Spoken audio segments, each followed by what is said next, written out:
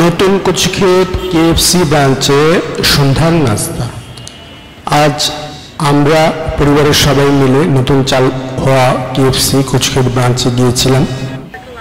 আমার আম্মু, বোন, মামা, ফুফু, আমি একসাথে মজাদার বার্গার, ফ্রেঞ্চ ফ্রাই ও অন্যান্য খাবার উপভোগ করেছি।